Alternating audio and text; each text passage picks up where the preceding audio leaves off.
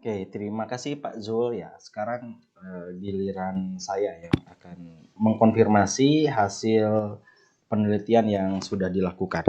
Cukup jelas ya suara saya ya, Ananda ya. Oh, Bapak. Oke, ini kan terkait dengan lembaga keuangan, ya kan? Ada namanya lembaga keuangan bank dan non bank gitu kan. Bank itu proses bisnisnya yaitu melakukan funding, kemudian dia akan melakukan lending. Ada funding, ada lending.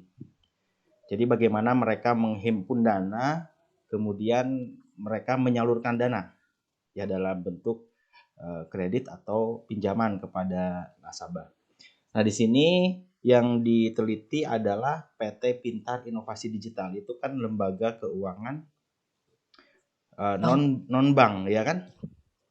Ya, kalau kalau saya baca sekilas memang ini merupakan satu satu jembatan untuk lender ya, terus disampaikan kepada borrower gitu kan? Iya, benar, Bapak. Ya. Jadi ada lender, ada borrower. Nanti saya minta kok ini kamu kerja di sini. Ya, Oke ya, nanti kalau kalau ada yang keliru bisa bisa di apa? Di interupsi aja ya. Nah, lender itu adalah pendana. Jadi orang yang menyimpan dana untuk dipinjamkan kepada borrower. Ya. Biasanya di sini ya asetku ini merupakan pinjaman jangka pendek. benar, Bapak. Oke ya, jangka pendek. Dananya itu dihimpun dari para lender. Oke. Ya, Nah, saya konfirmasi ke Ananda, ini kepuasan nasabah di sini lender atau borrower? Saya tanya lagi nih. lendernya, Bapak. Berarti orang yang menyimpan Dana. dana. Berarti itu populasinya kan? Ya, ya. Oke. Oke ya. Nah, ada ada sekitar 5 poin yang akan dikonfirmasi. Yang pertama ini di abstrak. Ya, Di kalimat kedua ini ada kalimat eh, PT Pintar Inovasi Digital harus memiliki strategi pemasaran yang tepat, gitu kan? Untuk ya. memelihara kualitas pelayanan. Kemudian ada lagi di kalimat terakhir, hasil penelitian ini sangat penting bagi perusahaan untuk mengevaluasi cara meningkatkan kepuasan nasabah. Ya, di sini ada 2 poin yang saya garis bawahi. Pertama, eh, ada saran harus memiliki strategi pemasaran yang tepat. Kemudian yang terakhir adalah ada cara untuk mengevaluasi meningkatkan kepuasan pelanggan. Oke ya, di abstrak kamu dibaca di sini. Ketika saya baca abstraknya, tentu eh, harapan saya itu akan menemukan hal tersebut. Ya, bagaimana cara meningkatkan kepuasan nasabah. Kemudian eh, strategi pemasaran yang tepatnya bagaimana. Ini pertama kali yang saya pikirkan saat membaca abstrak, gitu kan? Ya, Oke, Bapak. oke ya. Sehingga di sini tidak sinkron dengan judul, bahkan dengan isi, termasuk dengan tujuan penelitian kamu.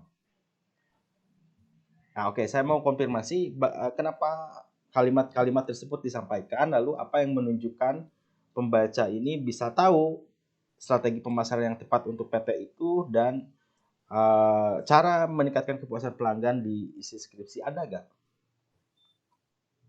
Di skripsi yang ini, Bapak, yang aku Oke, mungkin untuk yang kenapa strategi pemasaran yang tepat karena dilihat dari dimensi-dimensi yang udah dijabarin di kuesionernya juga.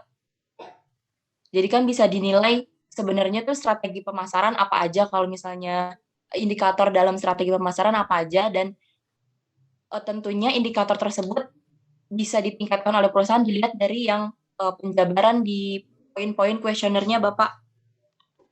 oke, kalau cara mengevaluasi, cara meningkatkan kepuasan nasabah agar tetap menggunakan produk pendanaan. Cara peningkatan kepuasan nasabah juga ada kan Bapak di ininya di kuesionernya. Oke, sekarang kembali lagi ke tujuan penelitian kamu. Tujuan penelitiannya apa? Apakah ingin ingin memang mengetahui strategi apa yang tepat? Ada gak tujuan penelitian itu? Kemudian ada gak tujuan bagaimana cara mengevaluasi meningkatkan kepuasan nasabah? Tujuan penelitian Ada, kamu. nggak ada Bapak. Oke ya. Lalu tetap menggunakan produk pendanaan. Ketika kalimat produk pendanaan itu kan kalimat yang tepat untuk borrower, bukan lender. Oh, kalau misalnya di perusahaan saya, Bapak biasanya kalau yang produk untuk borrower itu disebutnya produk pinjaman, Bapak. Kalau untuk produk pendanaan, Kalau untuk produk pendanaan, jadi kan oke. pendanaan itu ada beberapa tipe produknya. Jadi misalnya ada yang tipenya 30 hari atau yang tipenya 60 hari. Nah, dari tipe-tipe itu disebutnya produk pendanaan. Lender itu yang menyimpan Ya, dana untuk dipinjamkan ke borrower. ya. Dan kalau misalnya untuk yang peminjamnya itu disebutnya juga produk pinjaman. Jadi dia bisa memilih untuk yang tenornya berapa gitu. Oke. Uh, artinya di abstrak dengan apa ya, dengan judul dan tujuan penelitiannya memang tidak lengkap ya. Jadi saat saya baca abstrak itu berharap ya akan otomatis akan melihat bagaimana sih strategi pemasaran yang tepat untuk PT ini, gitu kan? Kemudian terus dipertegas lagi di bawah tuh sehingga makin menarik untuk membaca isinya. Bagaimana cara meningkatkan kepuasan nasabah gitu. Nah, itu menstimulus ya appetite saya untuk membaca ke ke ke isinya. Namun pas lihat tujuannya itu kan hanya untuk mencari pengaruh. Iya, Nah, Bapak. gitu kan? Nah, Iya. artinya di abstrak ini nggak sinkron sebetulnya. Ya, banyak kalimat-kalimat yang eh, terlalu banyak ditambahkan. Iya, baik, Bapak. Nanti diperbaiki. Oke, itu poin pertama. Kemudian poin yang kedua, karena saya memang tidak mengikuti usulan penelitiannya ya, nggak sempat mengikutinya. Jadi ada hal yang ingin dikonfirmasi kembali. Pertama, urgensi penelitian. Tadi kan kita lihat peran dari lembaga keuangan di Indonesia itu untuk apa kan? Ada bank, ada non bank gitu kan. Nah, peran non bank itu bagaimana? Terus kenapa ini bisa diteliti sehingga dampaknya itu ke manfaat penelitian kamu itu akan seperti apa? Kan gitu ya? Bisa dipahami nggak maksud saya? Iya. Oke, jadi besarnya itu ya, gambaran besarnya itu kan lembaga keuangan non bank. Nah, ini terkait manfaat penelitian nih ya dan urgensi penelitian. Bisa dijelaskan terlebih dahulu nggak, Ananda? Jadi kalau misalnya untuk yang di bank kan biasanya ada pelayanan langsung dan resmi gitu Bapak jatuhnya. Kalau misalnya untuk di fintech sendiri itu biasanya kebanyakan belum ada customer service yang menangani keluhan atau informasi yang dibutuhkan nasabahnya secara langsung. Jadi biasanya hanya melalui telepon aja Bapak. Jadi kan untuk telepon kita juga agak belum nggak kayak bank. Kalau misalnya bank kan kita langsung menerima hasil hasil pelayanannya. Jadi kita juga bisa langsung merasakan kepuasannya gitu loh Bapak. Sedangkan untuk di peer-to-peer lending itu, untuk di lembaga keuangan dan bank itu masih secara virtual untuk kebanyakan. Ya, namanya fintech kan, financial technology kan, akan lebih Ya, lebih memanfaatkan teknologi. Nah, ini maksud saya manfaat manfaat ya. Kalau kalau saya ikuti beberapa sidang itu kan selalu mahasiswa ini selalu ditanya tuh manfaat untuk bangsa dan negara gitu kan. Nah, ini bisa dikaitkannya bagaimana gitu. Ya sehingga lender ini perlu nih diperlukan untuk diteliti ya. Unit analisisnya lender kemudian variabel-variabelnya itu kaitannya bagaimana gitu. karena kan untuk yang kenapa di lembaga keuangan dan bank juga, karena sebenarnya kan lender juga salah satu nasabah. Kan Iya. pada intinya setiap perusahaan kan harus memaintain nasabahnya dengan baik gitu kan Bapak. Dan untuk penelitian biasanya kebanyakan itu di bank, jadi jarang untuk yang di lembaga keuangan non-bank. Sedangkan sedangkan masyarakat tuh banyak yang lebih berpakunya ke pelayanan yang di bank gitu loh Bapak. Gimana sih maksudnya? Aduh. Untuk sebenarnya untuk tujuannya kalau misalnya buat perusahaannya ya lebih mengkaji lagi apa yang harus diperhatikan, karena kan kalau untuk perusahaan lembaga keuangan non bank itu kan terkesannya fleksibel, nggak yang resmi kayak bank gitu kan Bapak. Jadi mungkin jadi perusahaan bisa jadi kurang memerhatikan, jadi lebih memperhatikannya ke misalnya hasilnya akan diterima si nasabah tanpa memikirkan yang lain-lainnya gitu loh Bapak. Misalnya kayak pelayanannya sebenarnya juga perlu. Terus kayak yang tadi ya gitu. Pelayanannya juga perlu gitu-gitu Bapak. Oke, jadi saran saya adalah di manfaat ini harus lebih lengkap ya, karena kan bagus tidaknya skripsi itu manfaat atau tidak ya. Setelah istilah skripsi yang selesai. Ya kan, skripsi yang bagus itu adalah skripsi yang selesai. Tapi ketika setelah selesai, manfaatnya bagaimana? Itu lebih bagus lagi kalau misalnya ada satu dampak yang bisa disampaikan lebih luas gitu kan, manfaat dari penelitiannya. Nanti bisa jelaskan disampaikan kembali lebih detail manfaatnya seperti apa. Manfaatnya untuk perusahaan atau untuk masyarakat Bapak? Masyarakat secara keseluruhan. Kalau perusahaan kan jelas lah ya. ada data-data, ada hasil-hasil yang bisa mungkin dijadikan satu dasar pengambilan keputusan, bisa jadikan begitu. Jelas sekali kalau untuk perusahaan. Tapi ini mah yang untuk yang lainnya itu bagaimana gitu kan. Oh iya benar.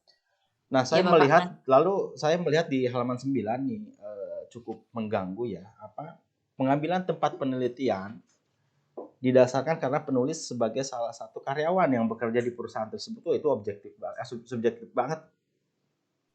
Di halaman 9 paragraf 3 gitu ya. Dasarnya itu penelitian dilakukan di sini karena memang sebagai salah satu karyawan. Ada ya? Ada Bapak. Oke. Nah, itu kalimat yang sangat subjektif ya. Dan sebetulnya itu tidak layak untuk dijadikan dasar dilakukannya penelitian. Ya. Harus disampaikan secara objektif di lokasinya apa gitu ya. Gitu. Jadi kalau misalnya kenapa ngambil penelitian di sini? Dekat dengan rumah saya, Pak, tempatnya. Jadi memudahkan peneliti untuk mencari data. Wah, itu disampaikan seolah-olah adalah alasan yang sangat tepat, namun nyatanya itu subjektif gitu. Ya, enggak bisa dijadikan landasan ilmiah untuk dilakukan sebuah penelitian. Ya Bapak, nanti diperbaiki. Oke, kembali lagi. Sekarang poin ketiga nih ya. Tadi di judul itu kan khusus nasabah, lender atau orang yang memberikan dana. Oke. Ya. Lihat di populasi.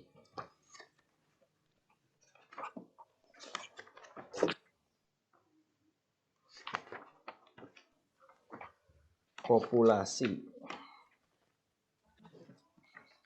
Halaman berapa populasi? Halaman.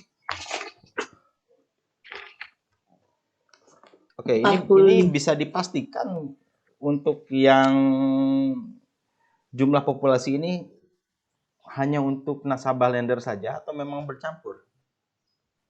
Oh enggak Bapak, jadi kalau misalnya untuk yang di perusahaan ini, itu sebenarnya emang hanya terdapat lendernya aja. Jadi karena untuk borrowernya tuh kita bekerja sama dengan perusahaan lain, jadi untuk sistemnya tuh beda Bapak. Sistem untuk sistem konsul untuk mengecek borrowernya dengan lendernya itu beda, karena jatuhnya beda perusahaan. Oke. Jadi ini kan yang saya tanya di awal, sebagai pembuka tadi ya, saya menjelaskan terkait dengan proses bisnis dari si PT ini kan. Ada lender, ada borrower. Iya. Jadi khusus secara otomatis itu akan lender semua kan nasabahnya kan. Untuk Iya, benar. borrower, si asetku ini bekerja sama dengan yang lain, perusahaan lain. Ya, iya benar. Contohnya, Untuk yang borrowernya. untuk Untuk menyalurkan yang dana borrowernya, dari lender ini ke mana? Contohnya kerjasama dengan untuk yang untuk yang dananya itu disebarkan melalui aplikasi Aku Laku, Bapak. Oh, hanya itu saja. Hanya Aku Laku saja untuk saat Oke. ini. Kalau Jadi sebelumnya Aku Laku sama Bukalapak. oke, Enggak gitu. marketplace Aku Laku itu si penyuplai dana untuk borrowernya itu dari PT Asetku gitu kan. Gitu. Ya, Oke, jadi benar Bapak. secara otomatis nasabah yang ada di PT Aset Digital ini adalah lender semua. Ya, semua Jadi benar. Ya. bukan mempertemukan ya. Jadi tidak mempertemukan atau menjembatani antara lender sama borrower. Hanya ketika memang untuk mempertemukan dengan borrower, si perusahaan ini harus bekerja sama lagi dengan perusahaan lain, gitu. Ya, Oke. Yang belum saya lihat di populasi dan sampel ini teknik pengambilan sampel. Ini bagaimana tekniknya? sebenarnya untuk teknik pengambilannya dihitungnya manual Bapak dari sistemnya. Ada gini. Boleh di-share? Ada penentuan jumlah sampel. Ini jangan keliru nih. Ada penentuan jumlah sampel. Penentuan jumlah sampel dari populasi. Misalnya populasinya berapa ditentukan berapa. Itu penentuan jumlah sampel. Kalau teknik pengambilan sampel Oh, itu beda lagi. Jadi ketika kamu mendapatkan angka setelah ditentukan nilainya dari 100 misalnya dapat 30. Nah, sekarang untuk ngambil 30 itu ada tekniknya. Itu beda, dua hal yang berbeda gitu ya. Ada penentuan jumlah sampel, kamu dihitung pakai rumus Isaac Michael ya. Itu penentuan jumlah sampel. ya. Sekarang untuk teknik pengambilannya bagaimana dari sampel yang sudah ditentukan. Nah, itu hal yang berbeda. Oke, paham? Tekniknya beda lagi Bapak sama penentuan. Ya beda. Penentuan itu kita menentukan berapa sampel kita. Itu kita Mm-mm. tentukan dari populasi sekian orang, kita tentukan berapa jumlah sampel. Itu penentuan jumlah sampel. Makanya ada rumus Isaac Michael ya, ada Pauledi, ada Slovin gitu kan. Itu penentuan jumlah sampel. Bukan teknik pengambilan sampel. Ada lagi teknik pengambilan sampel. Nah, di sini yang belum ada. Teknik pengambilan sampelnya bagaimana? Oh, ya. Teknik pengambilan sampel secara umum ada dua, ada probability sampling, ada non probability sampling. Ya, probability. Nah, ini pakai apa? Teknik. Bentar Bapak. Proses pengambilan sampelnya bagaimana? Bisa diceritakan dulu?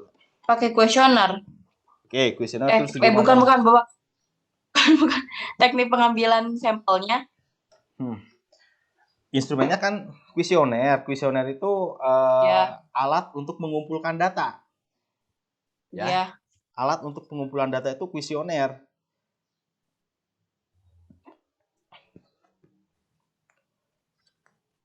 Sekarang teknik pengambilan sampelnya bagaimana?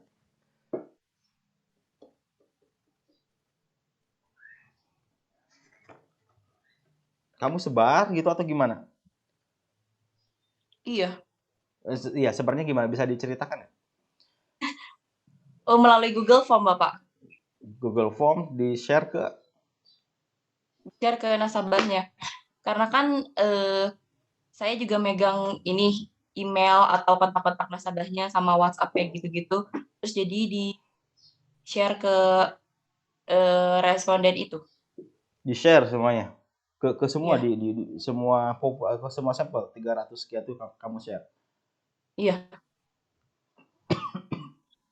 Nah, uh, ini yang mungkin masih banyak keliru ya mahasiswa saat teknik pengambilan sampel ini. kan kebanyakan itu random untuk mengeneralisasi ya, agar penelitian ini bisa digeneralisasi itu kan pakai random. Jadi penelitian bisa digeneralisasi ke populasi. Itu salah satu syaratnya tuh random gitu ya. Tapi ada teknik-teknik lain yang non probability itu sebetulnya bisa saja namun tidak bisa digeneralisasi. Nah, yang ada di pikiran mahasiswa saat random ya, saat berpikir random itu kan acak. Ya kan? Dia akan share ke satu orang kemudian disebar-sebar lagi, berharap disebar lagi kan. Gitu kan? Disebar-sebar lagi tuh sealing. Oke ya. Nah, sebetulnya teknik itu bukan random. Jadi random itu gini, kamu punya data nih, ada 1000. Diambil 100. Nah, ketika ingin random 100, syarat random itu kita harus punya data sebetulnya. Kemudian kita tahu arisan nggak? Arisan tahu kan? Itu kan dikoncolongnya itu random. Yeah. Ada datanya 100 dikoncolong, oh nomor 2 keluar, nomor 2 gitu ya. Nah, seharusnya penelitian yang benar saat melakukan teknik sampling itu kalau misalnya random dari sekian ribu kamu ada data, kemudian kamu pakai alat random bisa ada banyak ya, misalnya di aplikasi ada masukkan angkanya, kemudian diklik random keluar muncul berapa, oh angkanya nomor sekian, oh nomor sekian si nasabah ini, terus sampai itu sebenarnya prosedur yang benar seperti itu random. Ya, prosedur yang benar random itu seperti itu. Kenapa Pak? Pak C nanya bentar.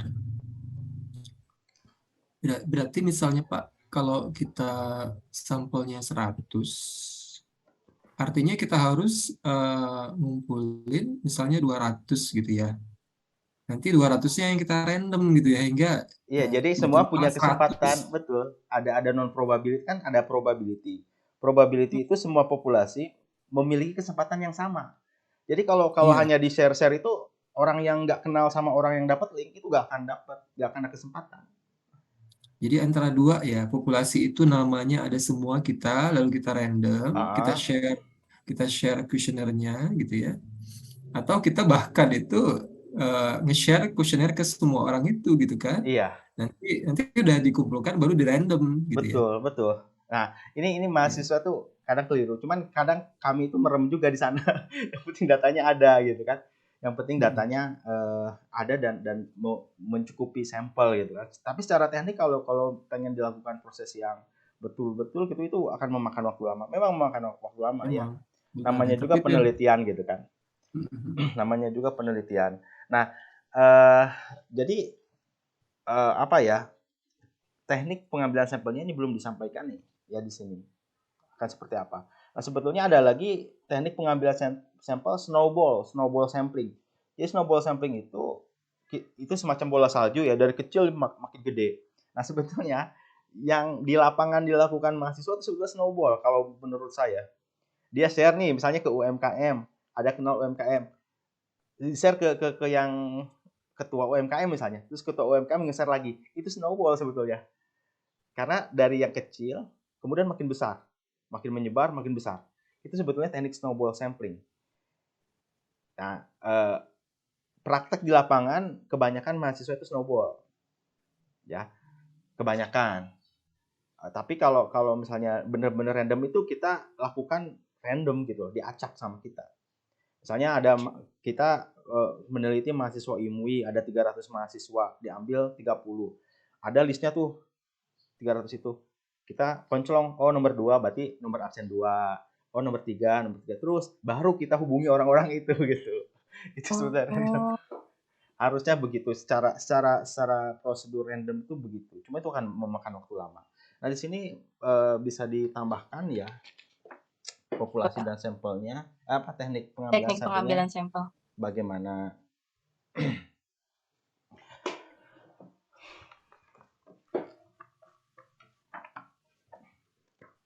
ya Bapak. Kemudian ada ini terakhir nih ya. Tadi menyambung dari Pak Zul yang strategi pemasaran. Kamu ambil dimensinya itu dari marketing mix ya. Oke, dari marketing mix kan ada produk, place, price gitu kan. Ada promotion. Betul? Oke, oke ya. Eh, saya sih ini rasanya kurang lengkap ya. Kurang lengkap. Pertama, saat pembuatan kuesioner itu tidak mempertimbangkan jenis perusahaan. Gitu kan? Contohnya misalnya di sini ada kalimat bahwa semua karyawan berpakaian rapi. Ada ya? Ada nggak? Ada Bapak karyawan PT Pintar Inovasi. Oke, itu berpakaian rapi. Tadi disebutkan di awal bahwa ini adalah perusahaan berbasis teknologi yang orang tidak bisa ketemu. Nggak Iya. ketemu. Oke, jadi bagaimana dia mengetahui karyawan itu rapi gitu kan? Tapi sebenarnya Bapak kalau misalnya yang di PT Pintar ini itu tuh ada bagian marketing yang emang tugasnya tuh disebutnya kan mengasistensi lender ya, tapi dia emang yang ketemu itu justru bukan yang bagian call center di office-nya atau customer service-nya, jadi malah bagian marketing ini. Dan marketing ini tuh banyak banget Bapak, lebih banyak dari si customer service, malah bagian yang paling mendominasi ya bagian yang marketing ini gitu. Jadi lebih ke door to door gitu? Bukan, jadi dia misalnya kadang kalau disebutnya kan suka visit ya, jadi dia nanti misalnya ketemu sama nasabah-nasabah yang mungkin berpeluang untuk Jadi mendanai lender. di asetku ya, jadi lender, jadi nanti dia ketemu di satu tempat gitu atau di mana sering keluar-keluar, atau nanti mereka janjian sama lendernya. Jadi kayak misalnya lendernya ada keluhan nih mau ketemu kayak gini, barulah ketemu sama pihak marketingnya gitu. Oke, jadi itu memungkinkan ya, nggak full semuanya online. Iya, yang online malah sedikit banget Bapak. Jadi untuk pertanyaan yang basic-basic aja sebenarnya kalau yang online. Untuk yang udah bergabung jadi lender itu lebih ke marketing itu, ke relationship manager. Berarti udah bisa dipastikan yang sampel di kamu ini memang sudah pernah ketemu ya minimal sekali 2 kali dengan petugasnya gitu atau gimana? Ya, karena biasanya setiap lender itu untuk yang menghubungi customer service itu tuh baru yang akan bergabung Bapak biasanya. Atau kan ada beberapa orang yang emang gak percaya kalau misalnya mengatasnamakan perorangan gitu kan. Karena untuk relationship manager kan lebih ke perorangan gitu. Ada juga beberapa yang lebih percaya ke customer service atau call center, itu baru ke pihak CS-nya atau call center-nya. Selebihnya kalau orang yang emang pengen lebih gak mau ribet, itu pasti ke relationship manager itu Pak. Jadi akan dihandle, setiap lender itu akan dihandle sama satu relationship manager itu. Oke. Ini perusahaan jasa kan, pure jasa. Iya. Oke. Marketing mix itu kan ada yang 4P, ada yang 7P. Pertanyaan saya kenapa nggak ambil dimensinya 7? Karena ini kan terkait dengan proses layanan ya.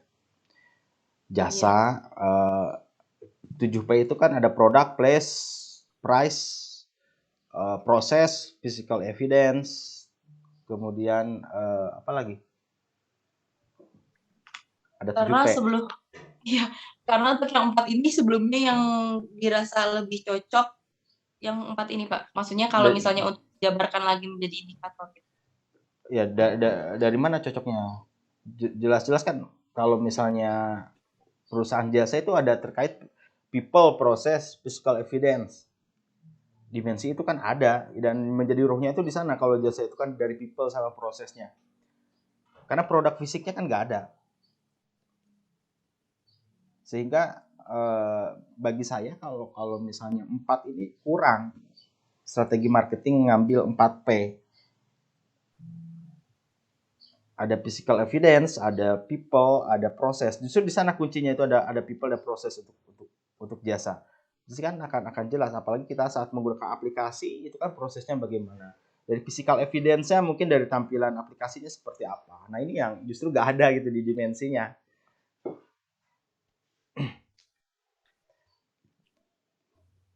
Ya saya nggak berkata salah sih, cuman nggak lengkap. Bapak. Betul kah? Betul. Kan ada 7P gitu kan, Ya. marketing yang cocok jadikan dimensi yang 7P. Setelah ini kan ada 3 lagi. Justru yang people, yang prosesnya ini yang enggak yang penting ya, yang penting. Nah, kemudian contoh yang lain kayak place. Place di sini apa pertanyaannya?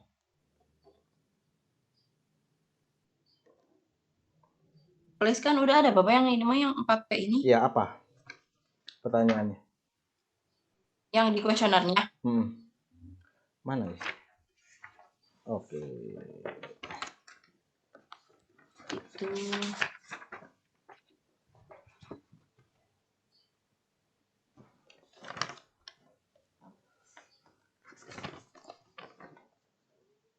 Lokasi ya. Iya, dan Place di konteks marketing ya bukan hanya sekedar fisik tempatnya gitu kan. Ya bisa dikatakan place itu tempat. Tapi ada juga yang memang mengatakan place ini adalah bagaimana distribusinya. Distribusi produk dan jasa bisa sampai ke pelanggan. Nah, kalau di sini kan orang-orang tidak datang ke kantor ini kan. Dipastikan mayoritas lender itu gak akan datang ke kantor. Betul gak?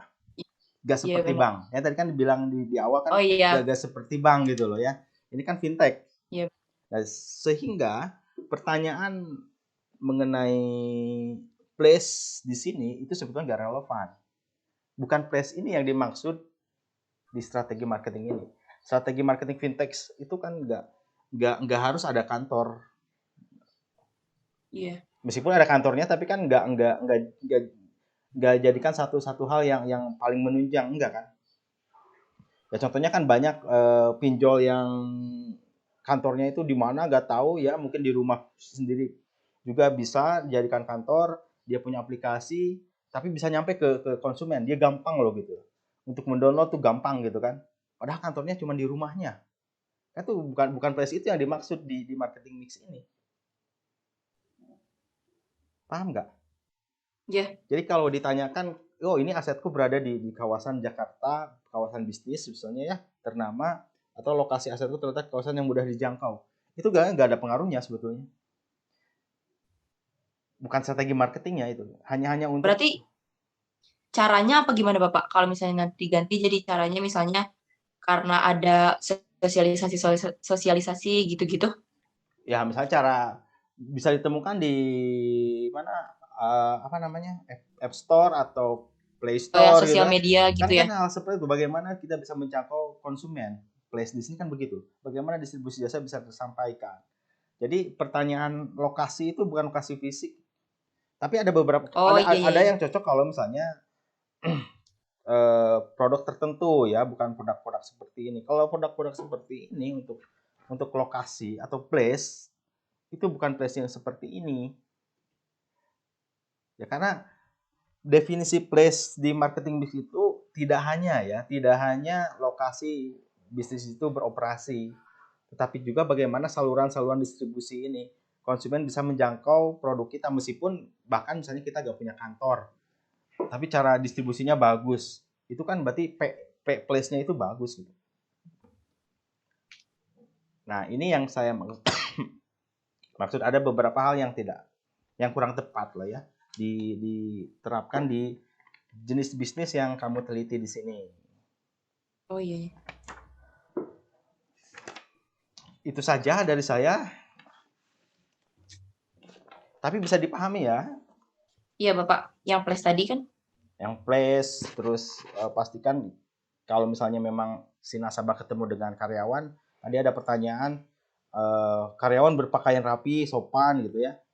Nah, sebetulnya kan kalau basisnya teknologi, nggak harus ketemu karyawan juga bisa gitu loh ya. Tapi kalau misalnya argumennya begitu ya bisa dikait-kaitkan ya. Terus terkait place, kemudian ya itu mengenai proses people-nya itu yang nggak lengkap nih, yang disayangkan lah ya. Ini nggak salah, cuman ada yang nggak lengkap saja, yang memang harusnya cocok dengan 7P, physical evidence, proses, people. Itu yang ruh di jasa itu kan di sana. Ya. Ya, yang ruhnya di jasa itu di sana. Baik, itu saja